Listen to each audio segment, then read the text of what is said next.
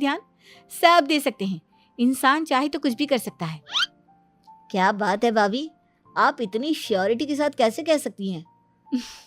अरे आजकल ना एक से एक एप्लीकेशन है मार्केट में, और जानते हैं उसमें कुछ एक्सरसाइज तो ऐसी बताते हैं जिन्हें आप अपने ऑफिस में बैठे बैठे, मेरा मतलब लैपटॉप पर काम करते करते भी कर सकते हैं। अमृता, ऐसी एक्सरसाइज के बारे में तो मुझे भी नहीं पता था, तुम्हें कैसे मालूम? अरे मुझे सब पता है, हर चीज की खबर रखती हूँ मैं, जानते हैं ना आप। लेकिन ऐसी कौन सी एप्लीकेशन है और ऐसी कौन सी एक्सरसाइज है भाभी? एक मिनट, मैं आपको अपने मोबाइल में दिखाती हूँ। अरे वाकई में भाभी तो सही कह रही हैं। देखो यार, इसमें कितनी अच्छी एक्सरसाइज दिखाई गई है। अपनी चेयर पर बैठे बैठे एक्सरसाइज भी कर लो, काम भी और हेल्थ भी। वाह भाभी वाह, मजा आ गया। लेकिन अमृता, तुम्हें इस बारे में कैसे पता? अब मेरे साथ जो चीज हो चुकी है उसके बारे में तो मुझे पता होगा ही ना अमित। मतलब तुम कब ऑफिस में काम करने गई जो तुमने ऑफिस करते करते एक्सरसाइज की? मैं जो किचन में काम करती हूँ अमित, घर के काम, वो किसी ऑफिस के काम से काम है क्या? बस मैं भी वो सब करते करते इनमें से कुछ एक्सरसाइज ट्राई कर लेती हूँ, इसीलिए मुझे सब पता है। सही है यार, तुम तो बहुत इंटेलिजेंट हो।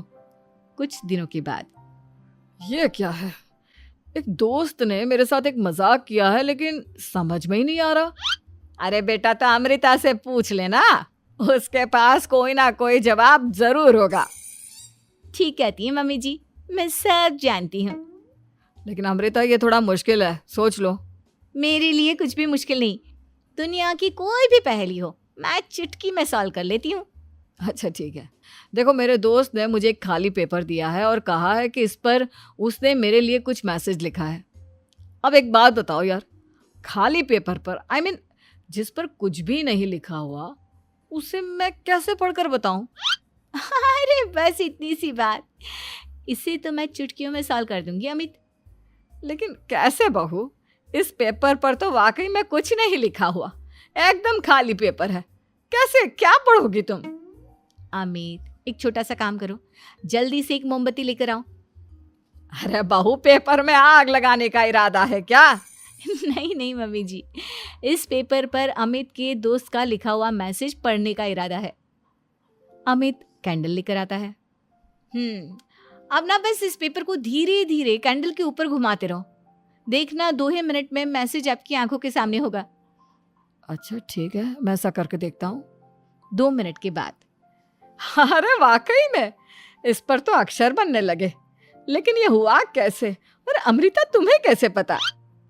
बहुत सिंपल है मम्मी जी, अमित के दोस्त ने नींबू के रस से मैसेज लिखकर उसे सुखा दिया। आप अगर मैसेज पढ़ना हो ना तो पेपर को आग के सामने ले जाओ और लेटर्स अपने आप उभर कर आ जाते हैं। वाह बहू, लेकिन तुम ये सब कैसे जानती हो? अरे मम्मी जी, जब मैं छोटी थी ना तो अपनी सहेलियों के साथ ऐसे ही गेम खेला करती थी। ये तो मेरे साथ कितनी बार हो चुका है, मुझे सब पता है। थैंक यू यार अमृता, तुम्हारी वजह से हमें कुछ भी सोचने की जरूरत ही नहीं पड़ती, तुम सब कुछ बता देती हो।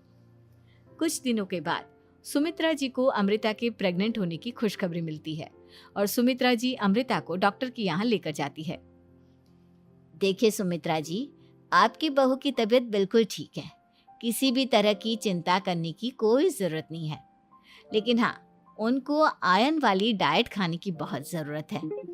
ठीक है डॉक्टर साहब, आप बता दीजिए मैं अपनी बहू को क्या क्या खिलाऊं ताकि उसकी तबीयत ठीक रहे और आने वाले बच्चे की भी। अरे मम्मी जी, इसमें डॉक्टर से पूछने की क्या ज़रूरत है? किशमिश है, अनार है, पालक है, ये सब खाना चाहिए, आयरन का लेवल बिल्कुल बराबर रहता है। अरे वाह, आपकी बहू तो सब कुछ पहले से ही जानती है। ये तो बहुत अच्छी बात है। देखो, आयरन के साथ तुम्हें कैल्शियम भी खाना होगा। जानती हूँ मैं, अगर आयरन की खाली सप्लीमेंट लेते हैं और कैल्शियम नहीं लेते तो बॉडी उसे अच्छे से एब्जॉर्ब नहीं कर पाती, सब पता है मुझे। बहू, ये भी मालूम है? हाँ मम्मी जी, आप तो जानती है ना, मुझे सब पता है। आपकी बहू की बातें सुनकर अच्छा लग रहा है। मुझे ऐसी बहुत कम लड़कियां मिलती हैं जिन्हें इतनी नॉलेज होती है, सारे सवालों के जवाब देती है।